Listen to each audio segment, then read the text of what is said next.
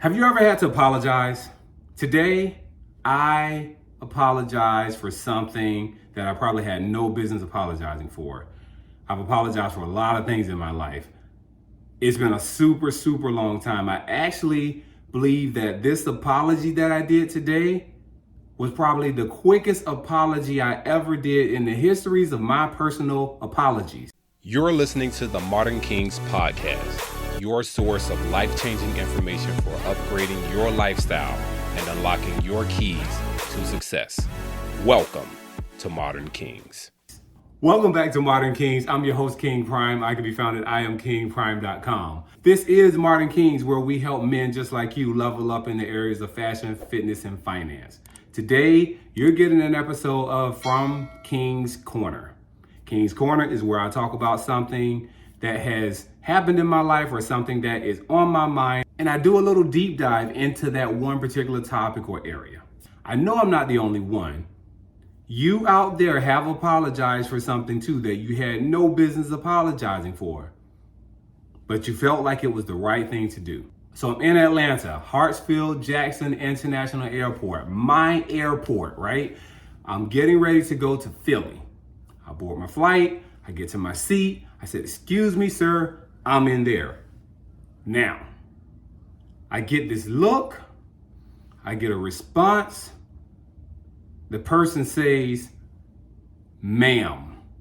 And when I heard that, I thought to myself, like, no, you see this beard. I got decent shoulders. You know I'm not. Oh, you mean, how did I miss that? I mean, dang, you look just like me. I'm talking about look like a clean-faced, older gentleman, tight waves up top, eyeglasses, man jeans, man boots. How the heck am I supposed to know? Nothing hanging up top, so I don't know what to tell you. So quickly, I'm talking about super swift. I go in and I say, "I am so sorry." And I said it like 3 times. And then I started asking myself, why the heck did I do that? And I know instinctually why I did it. It's because I didn't want the smoke. I did not want the smoke from, I don't know if it was a lady or man or somewhere in between. I don't know. But I didn't want the smoke because I really needed to make that flight. So on the flight, I'm sitting there. The beautiful thing is there was a divider between me, and I want to be sensitive, but I'm kind of insensitive. If it's not a he or a she and you don't know, do you call it a it? Person, let's go with person. I am sitting my window seat, which is my preference. The person is sitting over in the aisle, and my wife is the beautiful buffer who had no idea of what was going on at all. I didn't even share it with her until we got the rental car. But I'm on this flight, I'm thinking to myself, I see no feminine features at all.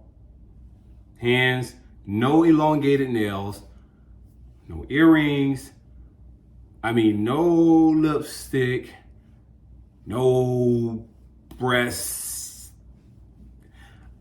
nothing. So I don't know, I'm just lost. So instinctually, I'm conflicted. I am highly conflicted because part of me is saying de-escalate the situation. Another part of me that I'm conflicted with is the raw, honest truth.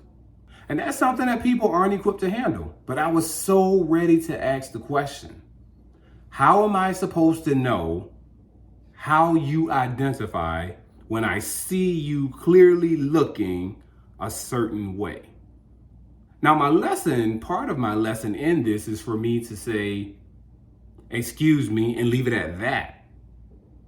Maybe I should start clearly seeing a person that is a woman and clearly seeing a person that is a man and just dropping off the greeting of their gender and just saying, "Excuse me," and let that be it. "Thank you," and let that be it. But doesn't "sir" just ring a certain bell to a man? Doesn't ma'am just give a level of respect to a woman? But no, we can't do that because somebody's confused. Not only are they confused, they won't even tell you who they are until you misidentify them. It makes you want to go around and say, you know what? I identify as Iron Man. Or I identify as Thor. Give me any superhero, because I like to work out and I like to be fit. I identify as a superhero. So you should identify me as such. That's what we're coming to. So again, I'm a pretty observant guy. I know what a woman looks like.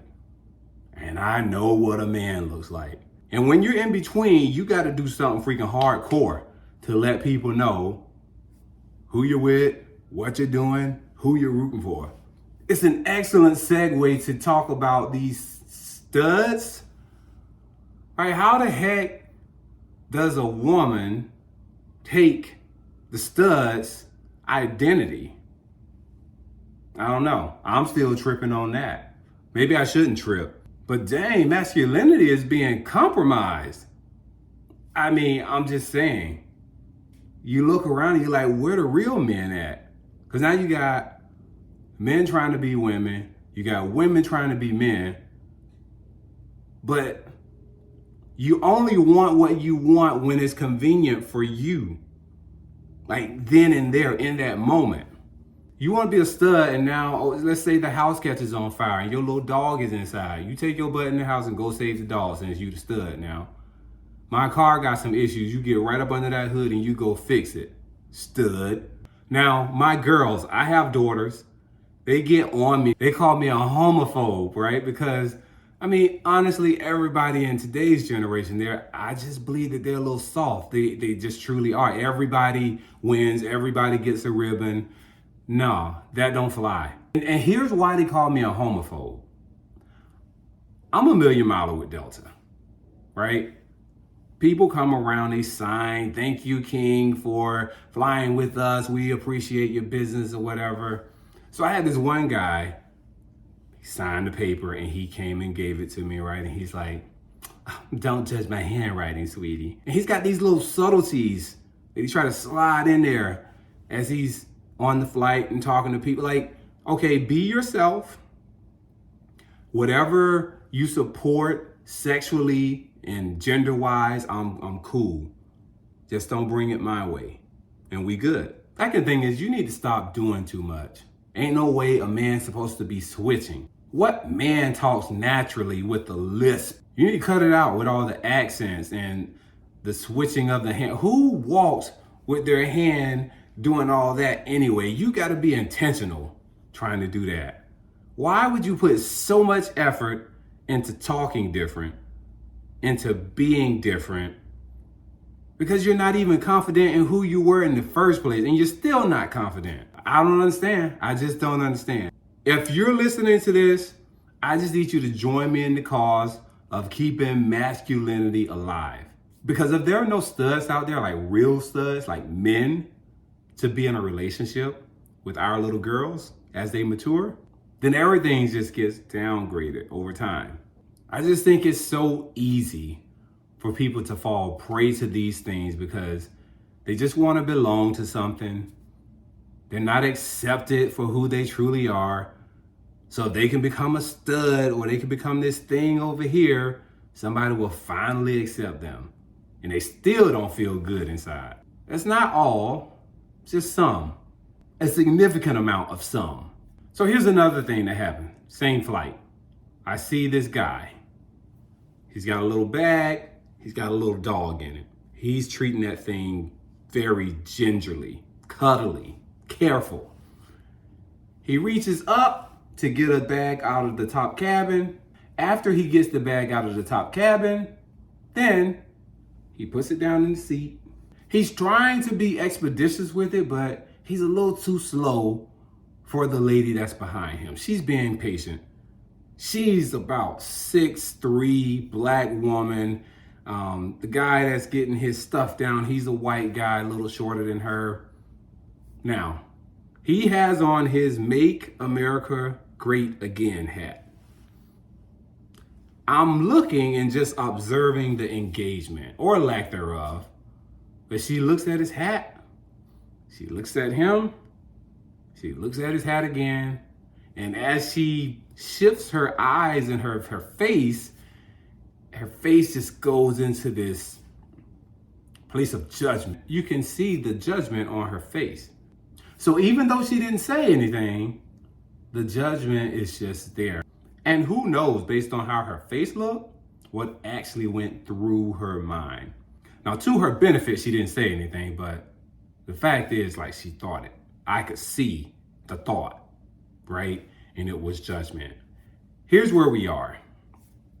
It's two things that we have a little too much of. That is the inability to speak up and be confident and courageous in what we say, think, and believe.